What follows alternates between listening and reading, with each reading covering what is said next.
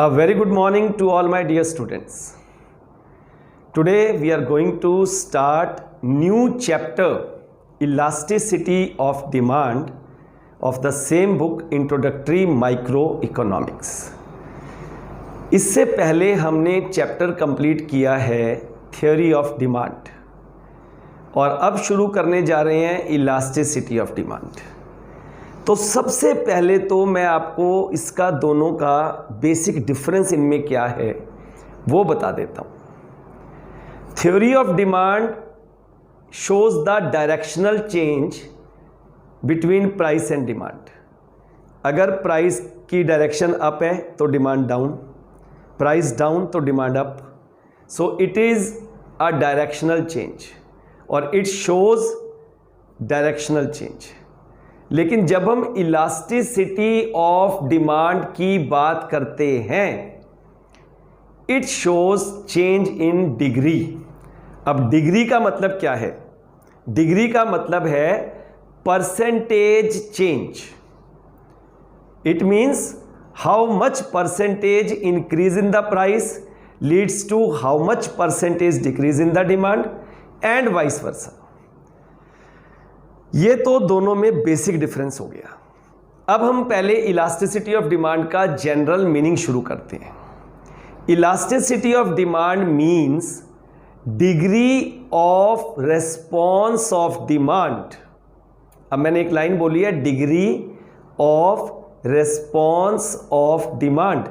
Demand में कितने percent change आएगा। अब ये इलास्टिसिटी कई सारे फैक्टर से जुड़ी हुई है, related to price, income, price of related goods, taste and preference, क्योंकि हमें पता है डिमांड को बहुत सारे फैक्टर्स अफेक्ट करते हैं। लेकिन इनमें से टेस्ट को हम न्यूमेरिकली मेजर नहीं कर सकते। तो इलास्टिसिटी ऑफ डिमांड तीन तरह की हो जाएगी। जब हम इसको प्राइस के साथ एसोसिएट करेंगे तो प्राइस इलास्टिसिटी ऑफ डिमांड, जब इसको इनकम के साथ जोड़ेंगे तो इनकम इलास्टिसिटी ऑफ डिमांड, और जब इसको अदर गुड्स यानी रिलेटेड गुड्स के साथ जोड़ेंगे तो क्या बन जाएगा? Cross elasticity of demand. पर हमारे सिलेबस में ना तो इनकम इलास्टिसिटी है ना ही क्रॉस। हमारे सिलेबस में हमारे चैप्टर का नाम ही यही है जो हम शुरू करने जा रहे हैं, प्राइस इलास्टिसिटी ऑफ डिमांड। आओ इसको अब हम एक बार बोर्ड पे जो लिखा है उसको देख के एक एक लाइन टू लाइन समझते हैं। यही आपके नोट्स हैं। Elasticity refers to degree of response. अभी मैंने बताया था डिग्री ऑफ रेस्पॉन्स का मतलब percentage change. Elasticity of demand refers to degree of response of demand. पहले तो खाली इलास्टिसिटी का मीनिंग, अब उसके साथ हमने डिमांड को जोड़ दिया तो elasticity of demand means degree of response of demand. अब कहता है demand responds to what? It responds to price. Price के कारण से भी डिमांड में चेंज आता है। Income, price of related goods जिसमें आपके सब्स्टिट्यूट गुड्स और complementary goods, and taste. Out of these factors taste can not be expressed in numerical terms. Taste को हम न्यूमेरिकली एक्सप्रेस नहीं कर सकते, but elasticity with other three can be expressed numerically as price के साथ हो गया प्राइस इलास्टिसिटी, इनकम के साथ इनकम इलास्टिसिटी और रिलेटेड गुड्स के साथ क्रॉस इलास्टिसिटी। लेकिन अब ध्यान दो, ये दोनों हमारे सिलेबस में नहीं है। हमारा चैप्टर है प्राइस इलास्टिसिटी ऑफ डिमांड। अब और भी आसान हो गया हमें समझना। प्राइस इलास्टिसिटी ऑफ डिमांड क्या है? Price elasticity of demand refers to degree of response of demand due to change in its price. कितने परसेंट डिमांड में चेंज आएगा, कितने परसेंट प्राइस में चेंज आने से। अब परसेंट चेंज मतलब क्या हुआ? अगर प्राइस 5% बढ़ेगा तो डिमांड कितने परसेंट कम होगी? अगर प्राइस 5% कम होगा तो डिमांड कितने परसेंट बढ़ेगी? तो ईपी के लिए हम माइनस का साइन लगाते हैं, ईपी इज इक्वल टू -2 या -5, लेकिन माइनस साइन की एक्चुअल वैल्यू को नहीं लेते, हम उसकी एब्सोल्यूट वैल्यू को कंसीडर करते हैं। अगर मैं कहूं ईपी -2 एंड ईपी -3, अगर हम एक्चुअल वैल्यू की बात करें तो आपको पता है मैथमेटिकली -2 इज ग्रेटर देन -3, लेकिन यहां पर हम एक्चुअल वैल्यू नहीं लेंगे, यहां पर हम लेंगे absolute value. EP -2 and EP -3 में EP -3 is greater than EP -2 because we are taking the absolute value. और माइनस का साइन किस लिए लगाते हैं? To show the inverse relation between price and demand. आओ इसको अब हम इसमें एक बार रीड करते हैं। Price elasticity of demand refers to degree of response of demand, किसका? For a good to change in its price. अब यहां पर हमने साथ में जोड़ दिया एडजेक्टिव प्राइस, जोड़ दिया खाली प्राइस के कारण से। By degree here we mean rate of change, percentage change. Suppose EP is -2, it means if the price of a good changes by 1%, the demand changes by 2%. Now we can define EP as a measure. अब हम इसको as a measure कैसे define करेंगे? EP measures percentage change in quantity demanded due to 1% change in the price of that good. So now we will discuss this definition in detail. So what is the meaning of this definition? Let's discuss. EP को हम as a major क्या define कर रहे हैं? EP measures percentage change in quantity demanded. क्या मतलब हुआ? कितने परसेंट डिमांड में चेंज होगा, किसके कारण से? Due to 1% change in the price. मतलब अगर प्राइस 1% बढ़ेगा तो डिमांड कितने परसेंट गिरेगी? अगर प्राइस 1% गिरेगा, क्योंकि चेंज में दोनों आ गए, तो डिमांड कितने परसेंट बढ़ेगी? तो देखो फिर से सुनो, price elasticity of demand, EP का मतलब है price elasticity of demand, measures percentage change in quantity demanded of a good due to 1% change in the price of that good. अब आगे एग्जांपल दे रहा है। For example, if EP is -3, it means 1% fall in the price leads to 3% rise in the demand and vice versa. अब हमारे पास आगे एक topic आ गया एक्चुअल एंड एब्सोल्यूट वैल्यू। ये हमें तब समझ आएगा जब पहले हम इसको, इसके डाउन में एक मेथड दिया हुआ है वो समझेंगे, फिर मैं आपको ये वाला पैराग्राफ पढ़ाऊंगा। अब डाउन में एक मेथड क्या दे रखा है हमारे पास? वैसे तो 3 मेथड्स हैं इलास्टिसिटी ऑफ डिमांड को मेजर करने के लिए। पहला मेथड है प्रोपोर्शनेट मेथड, इसको फ्लक्स मेथड भी बोलते हैं, परसेंटेज चेंज मेथड भी बोलते हैं। एल्फ्रेड मार्शल ने इंट्रोड्यूस किया था। जो हमारा दूसरा मेथड हम पढ़ रहे हैं, जो कि हमारे सिलेबस में अभी नहीं है, वो है टोटल एक्सपेंडिचर या टोटल आउटले मेथड। तीसरा मेथड जो है वो भी हमारे सिलेबस में नहीं है, उसका नाम तो पता होना चाहिए हमें, ज्योमेट्रिक मेथड, पॉइंट मेथड भी बोलते हैं। तो अब हमारे पास जो फर्स्ट मेथड हमारे सिलेबस में है, परसेंटेज चेंज मेथड, उसको पहले समझते हैं, फिर मैं आपको ये वाला पैराग्राफ पढ़ाऊंगा। थोड़ा सा मैंने आपको बता ही दिया है वैसे भी कि हम इसमें एब्सोल्यूट वैल्यू को लेते हैं और एक्चुअल वैल्यू को नहीं लेते, तो वो मैंने पैराग्राफ के फॉर्म में वहाँ पर आपको नोट्स में दिया है। अब देखो क्या है। पहला मेथड है percentage method. It was introduced by professor Alfred Marshall. इस मेथड को इंट्रोड्यूस करने वाले हैं professor Alfred Marshall. According to this method, elasticity is measured as, जो मैंने अभी बताया था, percentage change in the quantity demanded, कितने परसेंट डिमांड में चेंज आया, due to a percentage change in price. हम कॉमनली कह देते हैं due to 1% change in price. In this method both the numerator and denominator are in percentage. हम numerator और denominator को परसेंटेज वैल्यू में ले रहे हैं, तो यहां खास बात देखना, it means price elasticity is independent of the choice of unit. हम कोई भी यूनिट ले लें मेजरमेंट की, वैल्यू को तो परसेंटेज में चेंज करना है, तो देयरफॉर EP इज इंडिपेंडेंट, वो स्वतंत्र है of the choice of units. चाहे हम उसको हाइट, मीटर, सेंटीमीटर, कोई भी यूनिट ले, हमने उसको कन्वर्ट तो परसेंटेज में करना है, तो इसलिए ये इसका एक बहुत इंपॉर्टेंट फीचर है। अब हमें इसका फॉर्मूला कैसे डिराइव करना है पहले उसको समझो। देखो EP इज इक्वल टू, इसके हिसाब से क्या है, percentage change in quantity demanded upon percentage change in price. 1% change in price भी लिख सकते हैं, percentage change in quantity demanded upon percentage change in price. ये तो फर्स्ट इक्वेशन है। अब जो percentage change in quantity demanded है उसको हम एक्सप्रेस करते हैं delta Q, change in quantity upon old quantity into 100, change in price upon old price into 100। इसको मैं यहां पर डिटेल में अगर लिखना चाहूं तो ऐसे भी लिख सकता हूं,